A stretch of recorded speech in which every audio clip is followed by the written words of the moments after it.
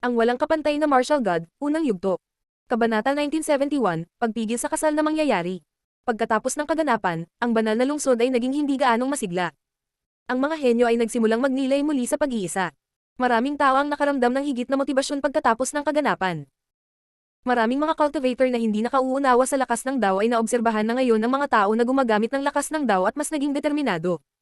Ito ay pareho pagkatapos ng bawat araw ng Pathfinder, ang mga henyo ay nais na maging mas malakas. Hindi nila mapigil ang isipin ng tungkol sa paglilinang. 100 taon na ang nakalipas mula nang makita ng mga tao ang isang matinding araw ng Pathfinder. Ang mga henyong ito ay napakalakas. Malaki ang nakinabang ni Linfang sa kaganapan, lumalim ang kanyang pangunawa sa mga bagay-bagay. Mas naunawaan niya ang lakas ng demonyo kaysa dati, at nakagawa siya ng malaking hakbang sa landas ng buhay at kamatayan. Napagtanto din niya kung gaano kahalaga ang labanan ng kaluluwa. Kung ang kaluluwa ng isang cultivator ay hindi sapat na makapangyarihan, kung gayon hindi nila maprotektahan ng maayos ang kanilang sarili. Maaaring patayin ni Gili ang mga tao sa isang kisap mata sa pamamagitan ng pag-atake sa kanilang mga kaluluwa, maging ang mga cultivator sa tuktok ng Huangqi layer. Siya ay lubhang mapanganib. Naka-cross-leg si Linfang. 7 araw na siyang nagmumuni-muni at nagpapagaling na. May isang jade anteng-anteng sa hangin sa harapan niya, ang kanyang kamalayan ay nasa loob nito. Ang Budismo at Diabolismo ay talagang magkatulad. Si Gili ay makakapaglabas ng Yakse Ghost King, si Dao Zanseng ay makakapaglabas din ng ibang Yakse King. Ang Yakse Kings ay maaaring mga demonyo mula sa impyerno o galit na mga bersyon ng mga pagkadyos ng Budista. Bulong ni Linfang. Sa sandaling iyon, nakikita ni Linfang ang 5 larawan ng Buddha. Akalanatha, Prelokyavihaya, Kandali Vidyaraja, Yamantaka at Vajrayaksa. Nakatuon si Linfang kay Vajrayaksa, na napapalibutan ng nakakasilaw na mga ilaw at may hawak na Vajra, bilang karagdagan sa 5 cobalt na armas. Siya ay may mga kampana at ang tunog ng kanyang mga kampana ay makapagbibigay liwanag sa mga nalilito at makasira ng masamang lakas. Nakuha niya ang Wisdom King mula kay Juzi. Ito ay isang mahalagang kayamanan. Kumbinsido si Linfang na ang Wisdom King na iyon ay napakamisteryoso at mahusay sa pagprotekta sa kanyang kaluluwa. Kapakipakinabang din na pag-aralan ng ilang napakalakas na pamamaraan ng Budismo. Lumipas ang ilang araw at sa loob ng mundo ng espiritu ni Linfang, nilinis muli ni Linfang ang kanyang katawan ng Devamara. Ang kanyang pisikal na lakas ay patuloy na tumaas. Kailangan niyang linisin ang lakas ng Devamara Kalpa ng ilang beses at pagbutihin ang kanyang katawan ng Devamara, at makakamit niya ang pisikal na lakas ng isang mataas na antas na emperador. Siyempre, ang prioridad ni Linfang ay maunawaan ang lakas ng Dao. Gusto ni Linfang na maunawaan ang pangalawang uri ng lakas ng Dao, ngunit ito ay napakahirap. Binuksan niya ang kanyang mga mata, at isa pang Linfang ang nasa tabi niya, isa sa kanyang mga clone. Naging isa muli ang dalawang cultivator. Malamig na kumikislap ang kanyang mga mata. Ilang oras na ang lumipas mula noong ang Pathfinder Day ng Imperial Rankang List at ang Peiklan ay nagmungkahi na ng isang alyansa sa kasal sa Peiklan. Kinabukasan, pag-uusapan nila ang kasal. Sa totoo lang, kung tungkol lang ito kay Yin Yu at kay Dongqing, hindi magiging bukas ang mga angkan tungkol dito, dahil hindi masyadong malakas ang 2 taong iyon. Hindi rin sila mahalaga. Ito ay isang hindi kapani-paniwalang bagay pa rin dahil 2 napakalakas at sinaunang angkan ang magiging magkapanalig. Naunawaan iyon ng lahat sa banal na lungsod. Tumingon si Linfang.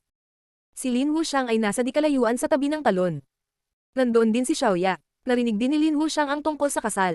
Wuxiang. Sigaw ni Linfang sa kanyang kapatid. Tumingon si Lin Wuxiang at tumingin kay Linfang na papalapit sa kanya. Sinabi ni Linfang. Bukas, pupunta tayo sa Peiklan para batiin sila. Kuya. Si Lin Wuxiang ay mukhang natulala. I congratulate sila. Tumawa si Linfang at hinampaz ang balikat ng kanyang kapatid. Nakahanap ka na ng babaeng magmamahal sayo, tutulungan kita. Ngunit kailangan mong tandaan ng isang bagay, sa hinaharap, kailangan mong umasa sa iyong sarili. Ang tanging paraan upang igalang ng mga tao ay ang pagiging sapat na malakas. Sige. Tumanggo si Lin Wuxiang, namumula ang kanyang mga mata. Naiintindihan na niya iyon ngayon. Napabuntong hininga si Linfang. Naalala niya noong sanggol pa ang kanyang kapatid. Maaaring makatulong si Linfang sa kanyang kapatid kung minsan, ngunit mas mabuti kung umasa siya sa kanyang sarili. Ang ilang mga bagay ay hindi madali sa mundo ng paglilinang. Ang Peiklan sa banal na lungsod ay isang sinaunang clan. Ito ay umiral ng napakatagal na panahon at marami silang malalakas na cultivator. Ang kanilang punong tanggapan ay nasa isang bulubundukin. Ang bulubundukin ay walang hangganan. Pakiramdam ng mga tao ay napakaliit kapag nakatayo sa paanan ng mga bundok. Mula sa iba't ibang mga taluktok, ang tanawin ay kamanghamanghang na may maraming mga palasyo at patio. Ang Peiklan ay nasa gitna ng bulubundukin. Marami ring maliliit na mundo ang nagbubukas doon, imposibleng makita silang lahat. Maraming tao ang umaakyat sa bundok.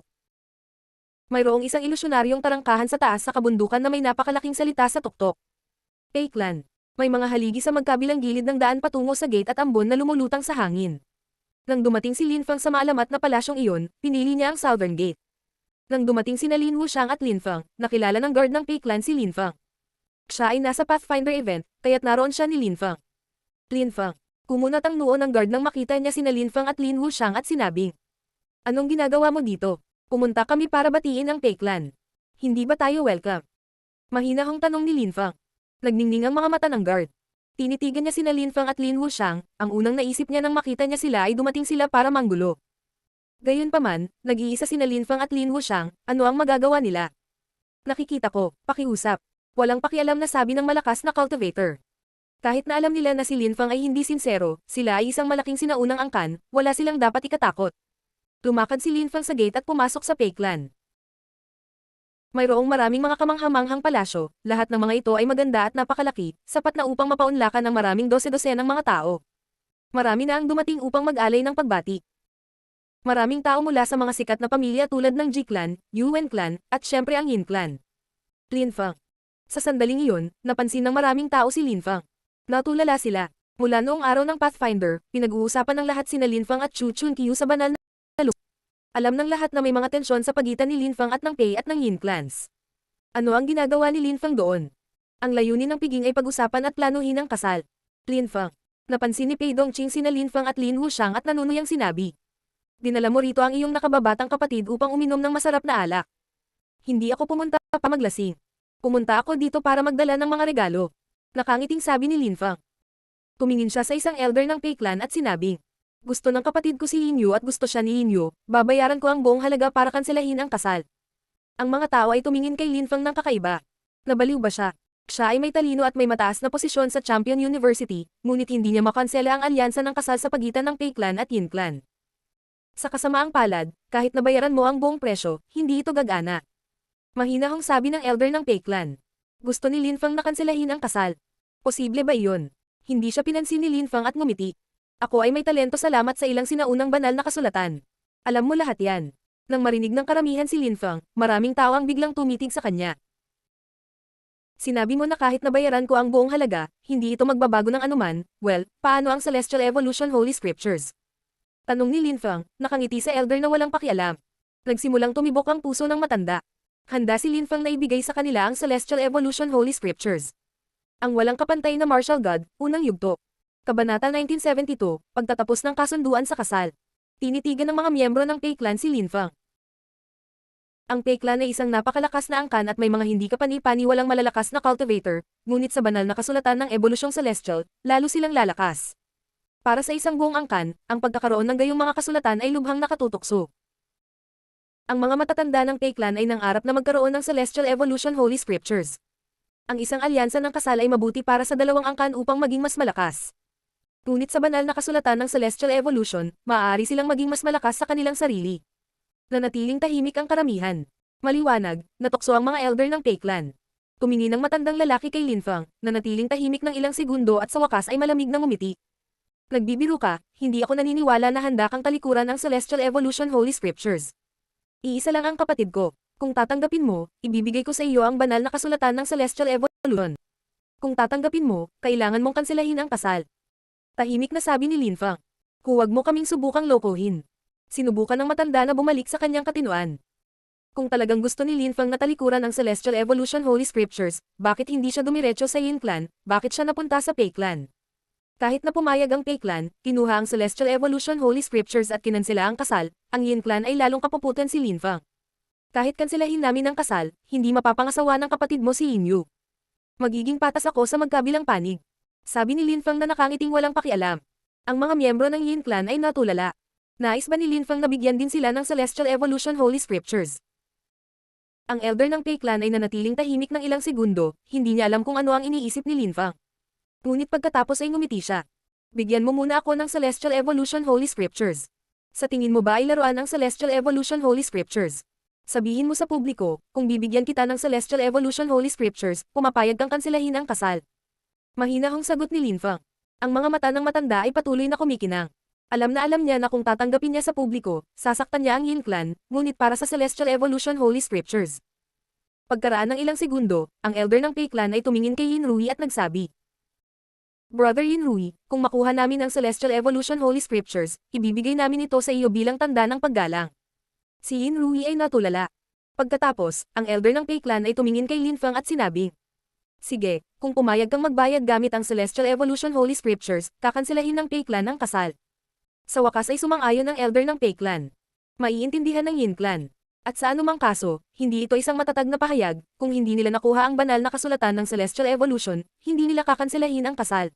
Tumiti si Lin Feng at sinabi, matalino ka, para sa ikabubuti ng iyong angkan, mas gusto mong kanselahin ang kasal. Tumingin ang matanda kay Lin Feng, kumikinang ang kanyang mga mata at sinabi, paano ang banal na kasulatan ng Ebolusyong Celestial? Kailangan kong mag-isip. Tumiti si Lin Feng. Sinusubukan mo akong linlangan. Sabi ng elder ng Pei Clan na naglalabas ng malamig na enerhiya. Guro, wala pa akong ipinangako. Sabi ni Lin Feng. Lahat ng miyembro ng Pei Clan ay humahatak ng mahabang mukha. Ang isa sa kanila ay tumalon pasulong at naglabas ng mga lilang enerhiya patungo kay Lin Feng. Si Pei Dongli iyon. Pumunta ako dito para batiin ang Pei Clan, ganyan ba ang pakikitungo mo sa mga bisita mo? Mapanuksong sabi ni Lin Feng. Ang elder ng Pei Clan ay kumaway at nagsabi, Donglei. Naalala ni Pei Donglei ang kanyang chi, ngunit talagang galit na galit siya. Noong araw ng Pathfinder, wala siyang nagawa, at ngayon ay pumunta si Lin Feng sa Pei Clan para manggulo. Brother Yinrui, paumanhin sa lahat ng ito. Magpapadala ako ng mga tao sa Yin Clan para humingi ng tawad. Sabi ng elder ng Pei Clan kay Yinrui na may paghingi ng tawad. Ipagpatuloy natin ang pagpaplano ng kasal, hindi tayo maaaring maimpluwensyahan ng mga bastos at walang kwentang kabataan. Sabi ni Yinrui. Tumingin si Lin Feng kay Yinrui at ngumiti. Master Yinrui, kung gusto mo talagang mangyari ang kasal, lihim kong ibibigay ang Celestial Evolution Holy Scriptures sa Pei Clan sa panahon ng kasal. Narinig mo ang sinabi ng elder ng Pei Clan, at maiisip mo kung ano ang magiging kahihinatnan. Sabi ni Lin Feng. Ang mga mukha ng mga miyembro ng Pei Clan at ng Yin Clan ay nanigas nang marinig nila si Lin Feng. Inamin lang ng Pei Clan na handa silang kanselahin ang kasal kung bibigyan sila ni Lin Feng ng Celestial Evolution Holy Scriptures. Alam ng kanilang elder na sinusubukan siyang linlangan ni Lin Feng, ngunit sinabi pa rin niya na kakanselahin niya ang kasal kung makuha niya ang Celestial Evolution Holy Scriptures. Ang tuso at masamang bastos. Ang Pei Clan ay ayaw kang makita dito. Sabi ng malakas na cultivator ng Pei Clan. Galit na galit si Pei Donglei. Tumiti si Lin Feng at sinabing, sige, dahil pinatalsik ng Pei Clan ang mga bisita, alis na ako, magkikita tayong muli. Pagkatapos, tumalikod si Lin Feng at naglakad pabalik sa gate kasama si Lin Wuxiang. Ang mga mukha ng mga tao ay nagbago ng husto. Master Yinrui, isipin mo ang sinabi ko. Kung ang Pei Clan ay handang kanselahin ang kasal para sa Celestial Evolution Holy Scriptures, ang Yin Clan ay maaari ding bumalik sa kanilang mga salita at ipapakasal sina Yin Yu at Wuxiang. Iyon ay hindi magiging impolite dahil ang Pei Clan ay hindi seryoso sa kasal. At sa hinaharap, ibibigay ko ang Celestial Evolution Holy Scriptures sa mga anak ni Yin Yu at Wuxiang, pupunta rin sila sa Yin Clan, pupuntahan kanila at ang iba pang matatanda, ang Celestial Evolution Holy Scriptures ay mananatiling ipinadala sa lahat sa angkan. Malakas na sabi ni Lin Feng. Tumibok ang puso ni Yinrui. Ngayon ay nagkaroon ng pagkakataon ng Yin Clan. At gaya ng sinabi ko, kung mangyayari ang kasal, ibibigay ko ang Celestial Evolution Holy Scriptures sa Pei Clan sa araw ng kasal. Gagawin ko ng patago. Master Yinrui, maaari kang sumugal kung gusto mo rin. Kung bibigyan ko sila ng Celestial Evolution Holy Scriptures, kakanselahin ba nila ang kasal sa huling minuto? Maaari kang magdesisyon. Dahan-daang nawala si Lin Feng sa malayo. Ang mga miyembro ng Pei Clan ay galit na galit. Niloko sila ni Lin Feng. Kung talagang gusto ni Yinrui na mangyari ang kasal, ang isang posibilidad ay sa araw ng kasal, ang Pei Clan ay makakatanggap ng Celestial Evolution Holy Scriptures at kanselahin ito sa huling minuto. Kung kinansela ni Yinrui ang kasal, maaaring makalipas ang ilang taon, si Lin Feng at ang Yin Clan ay magiging magkaibigan. Madalas na ibabalik ni Yin Yu ang Celestial Evolution Holy Scriptures sa Yin Clan para pag-aralan ng lahat. Ngunit ito ay tila napakasimple, kahit na ang mga hanggal ay pipiliin ang pangalawang pagpipilian. Tulad ng sinabi ni Lin Feng, ang Pei Clan ay higit na nagmamalasakit sa Celestial Evolution Holy Scriptures at sinabi nila ito ng lantaran, kaya kung kanselahin ng Yin Clan ang kasal, hindi ito magiging bastos. Matalino si Lin Feng. Ilang pangungusap at maaari niyang baguhin ang mga bagay. Bulong ng ilang bisita sa isa't isa. Ang ilan sa kanila ay tumawa sa loob. Ang lahat ng ito ay walang kinalaman sa kanila, ngunit nakita nilang nakakatuwa ang mga ganitong sitwasyon. At bukod pa rito, maraming iba pang sinaunang angkan ang umaasa na ang Pei Clan at ang Yin Clan ay hindi magiging magkapanalig. Anumang angkan ay gagawin ang parehong bagay tulad ng Pei Clan, silang lahat ay pipiliin ang Celestial Evolution Holy Scriptures. Ang mga taong iyon ay higit na nagmamalasakit sa kita kaysa sa anupaman, sa ganoong paraan naisip ni Lin Feng ang kanyang plano. Sino ang maaaring tumanggi sa sinaunang banal na kasulatan, lalo na ang banal na kasulatan ng Ebolusyong Celestial? Ang banal na kasulatan ng ebolusyong celestial ay maaaring makatulong sa sinuman na maging mas malakas at mas matalino. Umalis na si Lin Feng, at ngayon ay kailangang gumawa ng desisyon si Yin Rui.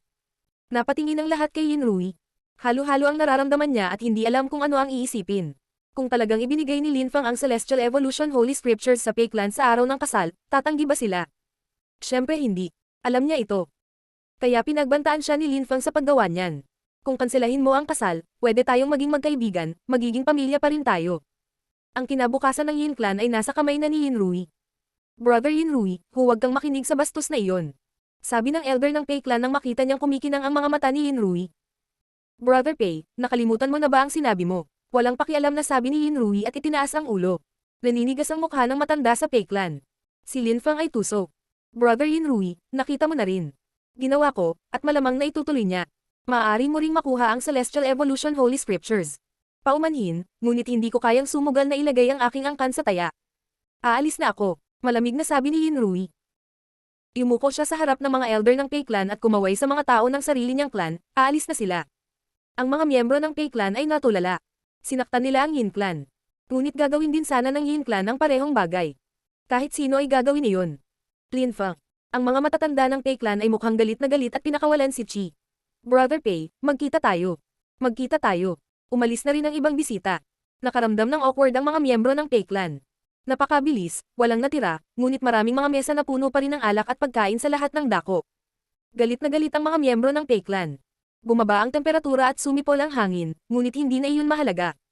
Siyempre, ang lahat ng ito ay wala nang kinalaman kay Lin Feng. Ginawa niya ang lahat ng kanyang makakaya. Kung nabigo ang planong ito, hahanap siya ng ibang paraan.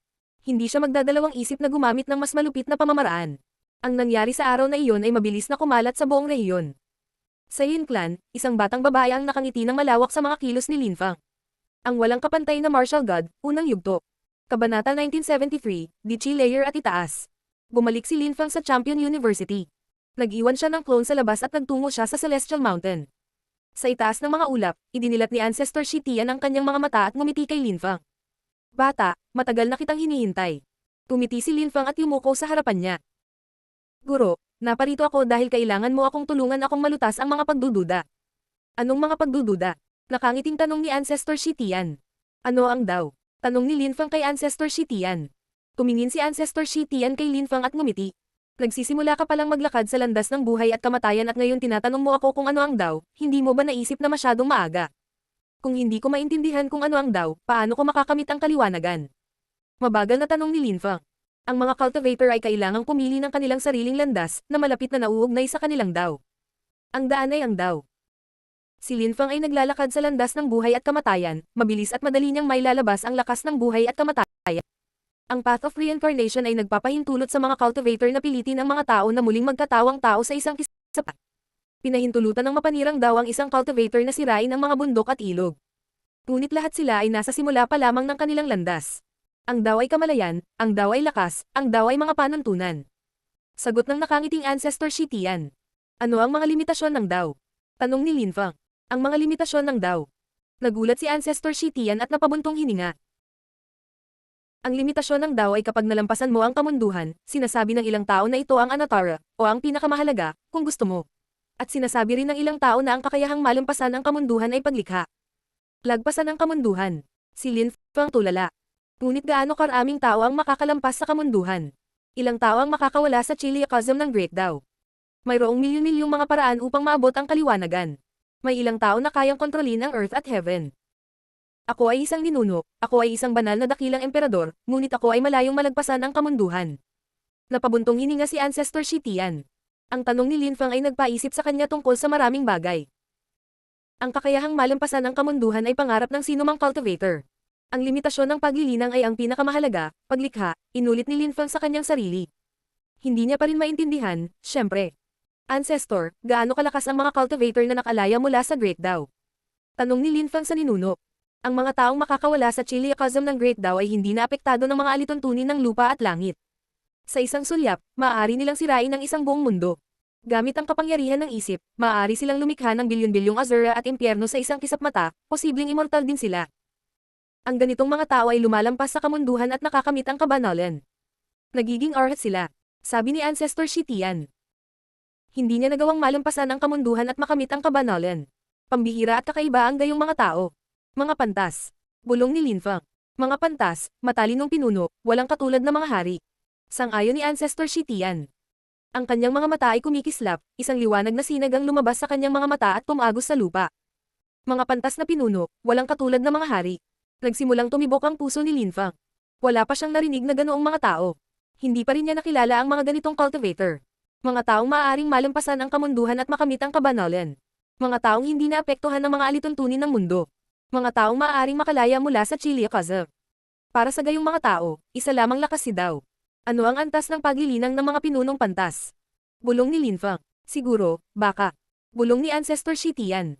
Bigla siyang huminto at ngumiti. Kung may mas malalakas na cultivator kaysa sa walang katulad na mga hari, tiyak na kontrolado nila ang mga Diyos at espiritual na nilalang. Kung gusto mong malaman kung talagang umiiral ang gayong mga tao, kailangan mong hanapin ang sagot mo mismo. Ancestor, pakiramdam ko ay mauunawaan ko na ang lakas ng Dao, ngunit hindi ko ito mahawakan, paano ko ito gagawin? Tanong ni Linfang. Kalimutan mo na ito, ang Dao ay nagmamodelo sa kalikasan. Ngayon hindi mo na kaya, pero balang araw, may bigla kang maiintindihan at mahahawakan mo ito. Sagot ni Ancestor Shitian na may alam ng ngiti. Itinulad ng Dao ang sarili nito ayon sa kalikasan. Kalimutan. Bulong ni Linfang. Tumanggo si Ancestor Shitian. Maraming cultivator ng Huangqi layer ang nagsimulang maunawaan ang Dao kapag naabot nila ang tuktok ng Huangqi layer. Ngunit ito ay hindi isang bagay na madaling maunawaan, ito ay isang bagay na nangyayari lamang. Ito ay kapalaran. May kalamangan ng ilang tao, mayroon silang marks of the path, magagamit nila ito para mas mabilis na maunawaan ang Dao. Ngunit gaya ng dati, magandang gumawa ng tuloy-tuloy na pag-unlad ng paunti-unti. At kung hindi mo mahawakan, bale, kalimutan mo na, ginawa mismo ng Dao ang kalikasan, tanggapin mo na lang. Nakikita ko, hindi ko sinusubukan na maunawaan ang tamang bagay noon, kailangan kong maging matyaga at samantalahin ang mga tamang pagkakataon. Tumiti si Linfang. Naunawaan ni Linfang na kailangan niyang maranasan ang buhay at kamatayan para maunawaan ang buhay at kamatayan ni Dao. Ang Dao ay hindi isang espesyal na spell, ang mga cultivator ay hindi maaaring magsanay ng cultivation at magnilay para pag-aralan ang Dao. Inisip ni Linfang kung kailan niya mauunawaan ang misteryosong Dao na iyon. May maitutulong ba ako sa iyo tungkol sa paglilinang? Tanong ni Ancestor Shitian. Si Linfang ay napakatalino, kaya masaya siyang tulungan siya. Isang karangalan para sa isang ninuno na panoorin ng isang hindi kapani-paniwalang binata na lumaki. Umaasa siya na balang araw ay malampasan siya ni Linfang. Ancestor, ang aking cultivation ay komplikado, naiintindihan ko ang maraming uri ng lakas, ngunit ang ilan sa kanila ay talagang makapangyarihan at ang pagsuko sa kanila ay nakakalungkot, ngunit ano ang dapat kong gawin? Tanong ni Linfang. Kailangan mong piliin ang mga bagay na nagpapahintulot sa iyo na maging mas malakas hanggat maaari, na makakatulong sa iyo sa mga labanan, halimbawa ang iyong sinaunang pamamaraan ng imprints. Piliin kung ano ang makakatulong sa iyo sa panahon ng mga laban, halimbawa ang iyong deployment spells. Pumili ng mga bagay na hindi mo magagamit ngayon, ngunit may hindi ka panipaniwalang potensyal, tulad ng 9 Netherworld's Demonic Song. Bukod dyan, gamitin ang Celestial Evolution Holy Scriptures para tulungan kang maunawaan ng ilang panig na uri ng lakas, at isuko ang natitira magpakailanman. Sayang naman, pero wala na silang silbi. Tumanggo si Linfang. Mahirap para sa kanya na tasahin ang kanyang sariling sitwasyon, kung minsan ang ibang tao ay may higit na pananaw. Hindi akalain ni Linfang na maiintindihan siya ni Ancestor Shitian. Mga sinaunang imprint, deployment spell, 9 Netherworld's Demonic Song, Celestial Evolution Holy Scriptures. Alam na ni Ancestor Shitian ang halos lahat ng alam ni Linfang. Ang hirap kapag talentado ka magdesisyon, ang dami mong pagpipilian. Ang mga mahuhusay na tao ay may akses sa napakaraming kasanayan, spell, technique, at sinaunang kasulatan, ngunit habang lumalakas ka, napagtanto mong hindi mo matututuhan at ma-master ang lahat. Kung balang araw ay napagtanto mo na ang isang partikular na uri ng lakas ay maaaring maging kapaki-pakinabang, maaaring hindi pa huli ang lahat. Paliwanag ni Ancestor Shitian. Tumanggo si Linfang. Alam niya iyon. Marami siyang libro, spells, techniques at powers. Napili na niya ang pinakamahusay na mga kasulatan para sa kanyang sarili. Ang Indestructible Devamara Scriptures, the Three-Leaf Scriptures, at ang Celestial Evolution Holy Scriptures. Mayroon din siyang Godly Awareness Palace, at ngayon ay may Wisdom King Scriptures, isang perpektong kombinasyon. Hindi na niya kailangan ng higit pang mga kasulatan sa ngayon. May iba pa ba? Tanong ni Ancestor Shitian. Si Linfang ay mukhang nag-iisip ng ilang segundo at ngumiti. Kapag ako ay naging isang mataas na antas ng emperador, maaari akong magkaroon ng higit pang mga katanungan. Sige. Tumanggo si Ancestor Shitian. Yumuko si Linfang at tumalikod. Gusto mo bang mag-exam para maging champion? Kampiyon sa unibersidad? Tanong ni Ancestor Shitian sa kanya. Kapag naabot ko ang tuktok ng layer ng Huang Qi, hindi ko na kailangan ng korona para pigilan ang mga tao. Matatalo ko na ang sinuman. Mahinahong sagot ni Lin Feng, nang hindi lumingon. Tumawa si Ancestor Shi Tian. Mayabang na bata. Nagustuhan siya ni Ancestor Shi Tian. Itinulad ng Dao ang sarili sa kalikasan. Kapag nakamit mo ang kaliwanagan, lumaya ka sa Great Dao. Kapag naunawaan mo ang layunin ng Dao, ihinto ang pagtuon sa mga cosmic energies. Ang mga cosmic energies ay isang intermediary step lamang bago ang Dao, hindi sila ang pundasyon ng Dao. Ang iyong Blue Octala Lotus ay naglalaman ng layunin ng Dao, makakatulong ito sa iyong pagsamasamahin ang lahat ng iyong cosmic energies. Maaari mong subukan at kalimutan ang tungkol sa likas na katangian ng cosmic energies at makikita mo, baka sa ganoong paraan sila ay patuloy na magsasama-sama. Sabi ni Ancestor Shi Tian sa kanya. Biglang huminto sa paggalaw si Lin Feng, pagkatapos ay tumalikod at yumuko muli. Pagkatapos, umalis siya sa Celestial Mountain. Pinanood ni Ancestor Shi Tian si Lin Feng na umalis at ngumiti sa kasiyahan. Matanda, kumusta ang aking pakiramdam ng paghatot? Sabi ni Ancestor Shi Tian. Isang silweta ang lumitaw sa tabi niya, na naging Ancestor Zuan Tian. Sa tingin mo ay mayroon kang mabuting pakiramdam ng paghuhusga. Pagtatampo ni Ancestor Shi Tian, na kinukulit ang kanyang bibig. Sinabi niya, dahil sa iyo, muntik na siyang mapatay ng Ji Chang's Club. At ngayon naglakas loob ka nang sabihin sa akin iyon. Kalokohan, kailangan mong dumaan sa hirap para lumakas ka. Ngayon siya ay naging mas malakas. Sagot ni Ancestor Zuan Tian. Pagkatapos, ngumiti siya at sinabi, hey, nga pala, sa tingin mo ba aabot siya sa ganong level? Ang mga mata ni Ninuno Shi Tian ay kumikinang. Pangarap niyang malampasan ang kamunduhan at makamit ang kabanalan. Kung ang Champion University ay may ganoong cultivator, sila ang magiging pinakamahusay na universidad at ang mga pinuno sa Dark Knight region. Hindi ko alam. Ang banal na lungsod ay umiral ng napakaraming taon, nakita namin ang napakaraming mga henyo, maraming mga kampyon, at ang pinakamahusay na nakamit nila ay ang pagiging banal na dakilang emperador. Sa aming antas, mahirap maging mas malakas. Pero sana magtagumpay siya. Buntong hininga ni Ancestor Shi Tian. Inaasahan niyang magagawa ni Lin Feng na maging isang walang katulad na cultivator. Ngunit nagkaroon ng pag-asa. Bilang isang medium-level na emperor, natalo niya ang isang champion. Ang walang kapantay na martial god, unang yugto. Kabanata 1974, Landas ng Dakilang Hari ng Imperial. Sa Champion University, bago ang talon, si Lin Feng ay nagsasanay sa paglilinang. Matapos lisanin ang celestial na bundok, wala siyang ginawa kundi magsanay sa paglilinang. Tumigil na siya sa pagtutok kay Dao, nakatuon siya sa lakas. Brother, may tumawag sa mga sandaling iyon. Binuksan ni Lin Feng ang kanyang mga mata at nakita ang isang bata, payat at eleganteng babae. Si Xiaoya iyon. Munting babae. Sabi ni Lin Feng. Tumayo siya at binigyan ng maligayang yakap si Xiaoya. Karaniwang hindi siya inistorbo ni Xiaoya. Ano ang nangyayari? Brother, si Ying Cheng ay magiging isang dakilang emperador. Gusto kong dalhin mo ako sa Great Emperor's Mountain. Sabi ni Xiaoya kay Lin Feng. Ang Great Emperor's Mountain ay isang misteryosong bundok sa banal na lungsod. Ang tuktok nito ay umabot sa langit at naglalaman ito ng celestial chi. Nagustuhan ng mga tao na pumunta doon upang pag-aralan ang lakas ng lupa at langit. Maraming malalakas na cultivator ang pumunta doon nang maramdaman nila na malapit na silang makapasok sa Di Chi layer. Sa wakas ay makakalusot na si Ying Cheng. Bulong ni Lin Feng. Sa panahon ng Pathfinder event, naramdaman ni Ying Cheng na malapit na siyang makapasok sa Di Chi layer. Lumipas ang maraming araw at sa wakas, makakawala na siya sa Huang Chi layer. Siya ay magiging isang mahusay na emperador, isang antas na pinangarap ng maraming tao na maabot balang araw sa kanilang buhay. Kahit na sa banal na lungsod, ang mga dakilang emperador ay itinuturing na napakalakas na cultivator.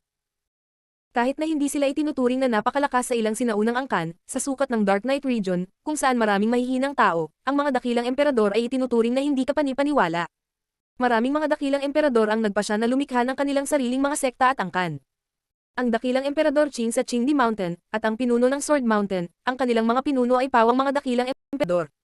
Ang Di Chi layer ay nahahati sa 3 antas. Sila ay sapat na malakas upang lumikha ng mga sekta at angkan.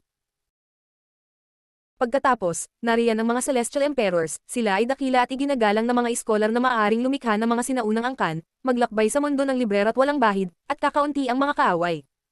At mayroong mga banal na dakilang emperor, ang antas ng paglilinang na iyon ay mayroon ng salitang banal sa loob nito. Ang mga taong iyon ay maaaring maglakbay kahit saan sa kontinente ng Siyam na Ulap, walang lugar na hindi nila mapupuntahan. Karaniwan silang may hindi kapani-paniwalang katayuan sa lipunan, at maaari silang lumikha ng sinaunang banal na angkan. Karamihan sa mga tao sa mundo ay humanga sa kanila. Karamihan sa mga tao ay hindi alam kung ano ang nasa itaas ng Di Chi layer. Ang gayong mga tao ay nagawang malampasan ang kamunduhan at makamit ang kabanalan, sila ay nakalaya mula sa dakilang Dao. Para silang mga Diyos sa mundo, ganap na maalamat.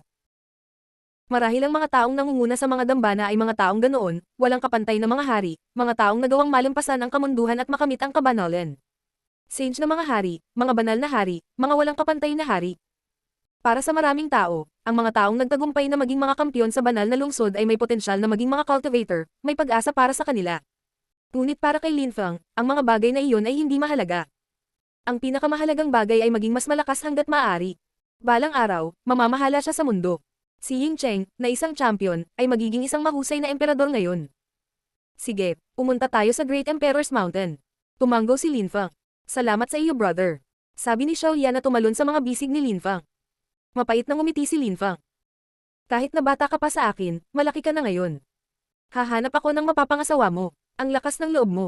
Hindi na kita kakausapin. Sabi ni Xiao Ya, pinalo ang kanyang dibdib gamit ang kanyang maliliit na kamao. Sige, ayoko na, masyado akong natatakot sa'yo. Sagot ni Lin Feng, hinahaplos ang kanyang ulo. Sabay silang umalis. Nang makita ng mga estudyante si Lin Feng sa Champion University, tiningnan siya ng mga mata na puno ng paghanga. Iyon ay si Lin Feng, isang katamtamang antas na emperador na tumalo kay Ji Chang ang kampyon. Siya ay naging pangatlong cultivator ng Imperial Ranking List. Siya ay isang tunay na henyo, isang superstar. Brother Lin Feng, sabi ng ilang tao, yumuko sa harap ni Lin Feng. Sila ay mula sa Tiantai. Nagsisimula ng malampasan ni Tiantai ang Ji Chang's Club. Inaapi noon ng Stone Group at Ji Chang's Club si Tiantai, ngunit natapos na ang mga araw na iyon. Ang Ji Chang's Club ay nawalan ng ilan sa kanilang pinakanamumukuntanging mga cultivator, kaya ngayon ay talagang gusto nilang mag-recruit ng mas maraming tao, sila ay nagmamadali. Dahil doon, naging abala rin si Yun Qingyan. Gumawa sila ng mga bagong subgroup sa Tiantai, pinamahalaan sila ng mga pangunahing disipulo, at namamahala sa buong organisasyon. Si Hao Qinglin pa rin ang namamahala sa pagdadala ng mga tao sa ibang bansa para magsanay at maging mas malakas. Si Xing Zan ang namamahala sa pagsasanay. Si Lin Feng lang ang walang ginawa. Sa tuwing nakikita siya ni Yun Qingyan, patuloy siyang nagrereklamo. Siyempre, naging simbolo na si Lin Feng sa Tiantai, hindi maaaring maging Tiantai si Tiantai kung wala siya. Sa mga araw na ito, ang mga tao ni Tiantai ay malayang makakalakad sa loob ng Champion University nang hindi na kailangang mag-alala. Ang Great Emperor's Mountain ay isang napakalaking bundok, ang tuktok nito ay tumatagos sa mga ulap. Ito ay matatagpuan sa isang walang hangganang hanay ng bundok. Mayroong nakakatakot na karagatan ng Qi sa tuktok ng mas maliliit na bundok sa paligid ng Great Emperor's Mountain. Maraming tao ang nagtipon, nang marinig na si Ying Cheng ay magiging isang dakilang emperador. Ito ay isang magandang pagkakataon upang makita ang isang tao na maging isang mahusay na emperador. Ito ay isang bihirang bagay na makita, kahit na sa banal na lungsod. Sa tuwing ang ilan ay naging isang dakilang emperador, maraming tao ang gustong manood. Sa tuktok ng Great Emperor's Mountain, isang silhouette ang naka-cross-legged at nakatingin sa langit. Hinihigop niya ang lakas ng lupa at langit. Namumuo ang mga ulap sa itaas niya. Ito ay isang kamanghamanghang tanawin. Path of the Great Imperial King, Auspicious Heavens. 3 araw nang naroon si Ying Cheng, parami ng parami ang mga taong dumarating mula saan man sa banal na lungsod. Kahit ngayon, walang humpay na dumarating ang mga tao. Dumating din sina Lin Feng at Xiao Ya at dumaong sa tuktok ng isang bundok. Tumingin sila sa tuktok ng Great Emperor's Mountain, kung saan naghihintay si Ying Cheng. Ang pagiging isang dakilang emperador ay hindi ka panipaniwala, ang iyong kaluluwa at ang lupa at langit ay nagsasama. Ang lakas ng lupa at langit ay naglilinis ng iyong katawan. Ang mga enerhiya ng dakilang emperador ay hindi nakakalat sa mahabang panahon. Habang tumatagal ang lakas, mas tahanga-hanga ito, at mas maraming potensyal ang isang tao. Bulong ni Lin Feng, nakatingin sa malayo. Ang landas ni Ying Cheng ay iba sa landas ni Emperor Wu Tianjian. Si Ying Cheng ay naglalakad sa landas ng isang dakilang hari ng impel. Kapag ang tubig ay dumating, ang isang channel ay natural na nabuo, at kapag ang mga kondisyon ay hinog na, ang tagumpay ay natural na nakakamit. Iyon ay kung paano mag-level up si Ying Cheng. Naramdaman ni Ying Cheng na siya ay papasok sa Dichi layer, kaya sinubukan niyang pagsamahin ang kanyang pundasyon. Lumangaling si Lin Feng sa paligid. Ang ilang mga tao ay tumingin sa kanya sa isang palakaibigan na paraan, o walang malasakit, at ang iba ay tumingin sa kanya ng malamig. Gayunpaman, hindi pinansin ni Lin Feng ang lahat. Nanatili lang siyang normal at kalmadong pinagmamasdan si Ying Cheng. Ikaw si Lin Feng, sabi ng isang matandang lalaki sa sandaling iyon. Puting buhok at kilay ang dang iyon. Siya ay mukhang mapayapa at mabait, na may kilos ng isang transcendent na nilalang. Mukha rin siyang hindi maarok at misteryoso. Sino ka, guro? Sagot ni Lin Feng sa matanda. Nagkaroon siya ng mga hinala. Hindi naman ako kilalang tao, nakatira lang ako sa bundok. Titi ng matanda. Siya ay tumingin napakamainit at maamo. Tumiti siya kay Lin Feng at sinabing, nakita kita noong Pathfinder Day. Napakatalino mo. Namangha ako. Nauunawaan mo ang 10 uri ng hindi ka panipaniwalang enerhiya, kung hindi ako nagkakamali. Talaga. Tumanggo si Lin Feng. Kinokontrol niya ang 10 uri ng abstruse energies, hindi niya ito naitago, kaya hindi na ito sikreto. Hindi naman masama.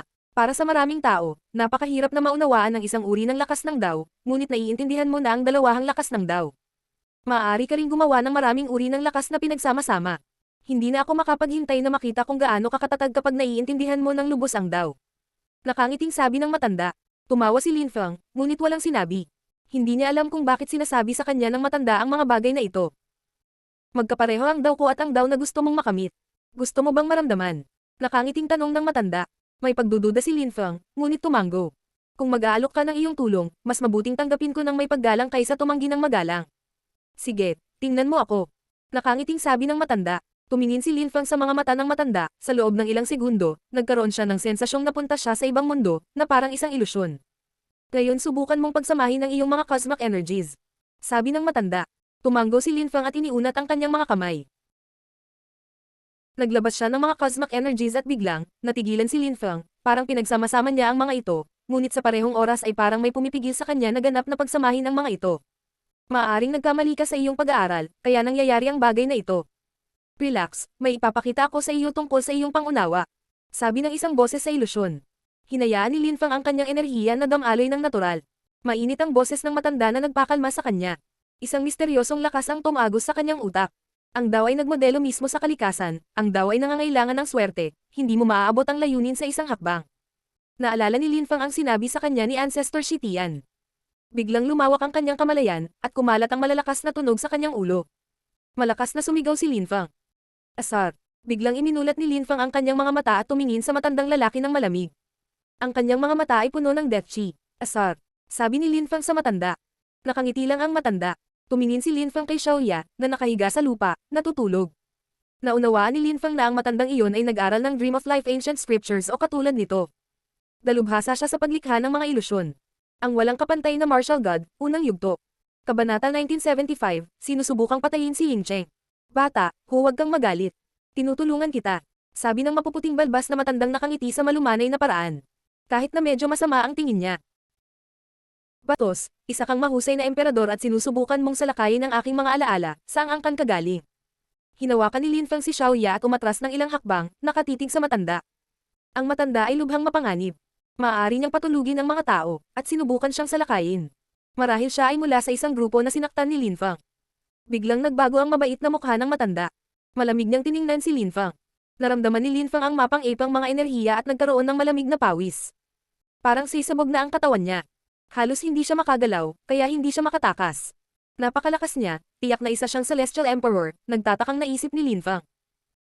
Ibinulong ng matanda ang kanyang manggas at isang nakakatakot na lakas ang nagpabagsak kay Lin Feng. Si Lin Feng ay patuloy na nakatitig sa kanya. Ignorante ka bata, wag mong isipin na dahil medyo talentado ka, kaya mo kung ano ang gusto mo. Ikaw ay nasa banal na lungsod dito, at gaano ka man kalakas, hindi ka kailanman makakalaban sa Ancient Holy Clans. Sa harap ko, ikaw ay isang maliit na insekto, isang walang kwentang tao, isang hindi gaanong mahalagang tao. Galit na sigaw ng matandang may puting balbas. Mukha siyang galit na galit. Tumingin sa kanya si Lin Feng at malamig na ngumiti. At least, tapat ako. Maaari mo bang sabihin sa akin kung sino ka? Ako ay mula sa Ji Clan, ang pangalan ko ay Ji Qingsong. Malamig na sagot ng matanda. Ji Qingsong. Inulit ni Lin Feng, bago sinabi. Ang Ji Clan ay hindi nangangahas na patayin ako, kaya sinusubukan mong maapektuhan ang aking mga alaala, at nagpadala sila ng isang Celestial Emperor para apihin at hiyain ako. Kay tawa-tawa. Pagsisisihan mo ang ginawa mo ngayon. Walang laman na salita, asar. Sabi ni Ji Qingsong. Muli niyang itinaas ang manggas. Si Lin Feng ay nakaramdam muli ng lakas ng pagsabog, bigla siyang umubo ng dugo. Tumingin siya kay Ji Qingsong ng malamig at umalis kasama si Xiaoya. Nay na si Ji Qingsong. Noong una ay gusto niyang atakihin ang mga alaala ni Lin Feng, upang makita kung maiintindihan niya ang Celestial Evolution Holy Scriptures, ngunit hindi niya akalain na magiging maingat si Lin Feng. Kahit sa magandang panaginip, nagawa ni Lin Feng na manatiling mapagbantay at makalaya. Nabigo siya kahit na malapit na siya sa tagumpay. Nagawa lang niyang ipahiya si Lin Feng sa huli. Pero hindi bale, marami na siyang nagawang sikreto sa alaala ng batang iyon. Sina Lin Feng at Xiaoya ay dumaong sa isa pang tuktok. Jin-aiseng siya ni Lin Feng, at nagtataka siyang tumingin sa kanya. Bro, anong problema? Wala lang, may nakilala kaming lalaki mula sa Ji Clan at pinatulog kanya gamit ang isang illusionary dream technique. Mahinang ngumiti si Lin Feng. Isang malakas na cultivator mula sa Ji Clan, dream technique. Si Xiaoya ay natulala. Nagkaroon lang siya ng kakaibang panaginip. Sa kanyang panaginip, may nagtanong sa kanya kung sino siya, kung ano ang relasyon niya kay Lin Feng, sinabi niya sa kanila ang lahat. Anong problema, Xiaoya? Tanong ni Lin Feng pagkatapos niyang makita na ang kanyang ekspresyon ay nagbago ng husto. Wala lang brother. Pagbalik natin sa universidad, babalik ako sa maliit na mundo. Titi ni Xiaoya, nag-aalinlangan si Lin Feng ngunit tumango. Ang ulap ng Qi ay palaki ng palaki sa kalangitan, sinisipsip ni Ying Cheng ang lakas ng lupa at kalangitan. Ang lakas ng kaluluwa ay umiikot sa paligid niya. Ang kanyang mapa ng ilang mga bansa at ang kanilang mga altar sa mga Diyos ng lupa at butil ay lumitaw sa likuran niya. Kasabay nito, ang mga alon ng enerhiya ay pumipintig at lumundag sa kanyang paligid. Naging magulo ang kalangitan, na nagpapakita ng lakas ng Dao ni Ying Cheng. Siya ay magiging isang mahusay na emperador. Kumikislap ang mga mata ng maraming tao. Naging kakaiba ang kalangitan, lumilitaw ang nakakasilaw na mga ilaw sa paligid niya. Ang kanyang Qi ay sama-sama sa lupa at langit. Nakalusot siya. Napahanga ang mga nanonood. Isang bagong dakilang emperador ang lumitaw sa banal na lungsod. Naabot niya ang isang maalamat na antas ng pagilinang. Maraming mga kampyon ang nagkaroon ng hindi kapani-paniwalang mga tadhana. Marami sa kanila ang naging makapangyarihan at maimpluwensya sa kontinente ng Siyam na Ulap. Nagkaroon sila ng kanilang mga estatwa na may kanilang mga pangalan sa lahat ng iba't ibang mga institusyong pang-akademiko. At ngayon ang isa sa kanila ay naging isang dakilang emperador. Para kay Ying Cheng, ito ay isang malaking hakbang. Sa sandaling iyon, ang tanawin ay mukhang kamanghamanghang. Ang mga thread ng enerhiya ay naglalabas ng mga tunog ng pagsipol. Nanginginig ang lupa at langit. Sa sandaling iyon, isang paputok at marilag na lakas ang sumalakay sa buong rehiyon. Parang guguho na ang langit. Iyan ang lakas ni Ying Cheng. Nagulat ang mga nanonood. Anong klaseng Qi yun? Si Ying Cheng ay naging ganoon kalakas. Ang magagandang mga mata ni Xiaoya ay patuloy na kumikislap, sila ay nakadilat sa pagkamangha. Nagbago ng husto ang mukha ni Ying Cheng. Para siyang sinaunang Diyos. Ying Cheng, tumakas. Galit na sigaw ng isang tao sa sandaling iyon. Maraming malalakas na cultivator ang nagsimulang makipagkarera patungo sa Great Emperor's Mountain. Isang ilusyonaryong dragon na elepante ang lumitaw, ang kapaligiran ay tila gumuho. May nakakatakot na mapanirang enerhiya na bumabalot kay Ying Cheng. Kumalat ang dumadagandong na boom at nakakapatak sa tenga. Isang nakakasilaw na sinag ang lumitaw sa paligid ni Ying Cheng. Si Ying Cheng ay naliligo sa mga ilaw na iyon mula sa ibang mundo, mga bituin na kumikislap sa paligid niya. Gayunpaman, sa sandaling iyon, sa wakas ay nasira ang mundo. Nabasag ni Ying Cheng ang isang anteng-anteng at naging light beam. Nasira niya ang kanyang proteksyon talisman. Ang kanyang mga bagong kaaway ay mas malakas na ngayon. Kung wala ang kanyang Chao Tux Sky Talisman, wala siyang magagawa. Patuloy na kumakalat ang mga pagsabog at kaluskos. Nagsimulang sumabog ang Great Emperor's Mountain, habang si Ying Cheng ay lumitaw sa isang bakanteng espasyo. Mayroon siyang dalawang kayamanan mula sa Ying Clan, ang una ay isang bagay na automatikong nagpoprotekta sa kanyang buhay, at ginagamit niya ang pangalawa. Isang napakalaking kamay ang lumitaw sa langit, na gumagalaw patungo sa isang malakas na cultivator ng Ying Clan. Ang malakas na cultivator ay inatake ng isang umuungal na dragon na elepante. Ito ay may lakas ng isang banal na dakilang emperador. Ang pagkakaiba sa pagitan ng Celestial Emperors at Holy Great Emperors ay kahanga-hanga. Kumalat ang dagandong at mga tunog ng pagsabog. Ang lugar ay patuloy na sumabog. Ang malalakas na cultivator ng Ying Clan ay itinapon, ang kanilang mga mukha ay namutla ng nakamamatay. Nakalusot si Ying Cheng at may mga taong nagtangkang patayin siya. Sa di kalayuan, isang dambuhalang nakasisilaw na araw ang lumitaw at sumugod patungo sa bundok. Sino ang malakas na cultivator? Naisip ng karamihan. Makalipas ang maikling panahon, naging kalmado muli ang kapaligiran. Maglakas loob kang atakehin ang Ying Clan ng ganoon, hindi ka ba natatakot na may mga hindi kapani-paniwalang tao ng aking angkan na maaaring pumunta sa iyong angkan at ganap na sirain ito? Nagsalita ng nakakatakot na boses sa sandaling iyon. Maraming tao ang nanginginig sa takot. Huwag mong kalimutan ang sinabi natin noon. Kapag sinaktan mo ang aking angkan, sisirain ko ang sa iyo. Sabi ng isa pang napakalakas na boses. Imposibleng matukoy kung saan nanggaling ang Qi. Bumalik siya. Ang mga tao ay namangha. 20 taon na ang lumipas, at ngayon ay bumalik siya at gustong patayin si Ying Cheng. Siya ay naging isang banal na dakilang emperador. Ngunit ang Ying Clan ay nagbigay kay Ying Cheng ng maraming bagay para protektahan ang kanyang sarili. Kinailangan nilang maging lubhang mapagbantay. Sa banal na lungsod, maraming tao ang nakarinig tungkol sa mga bagay na iyon.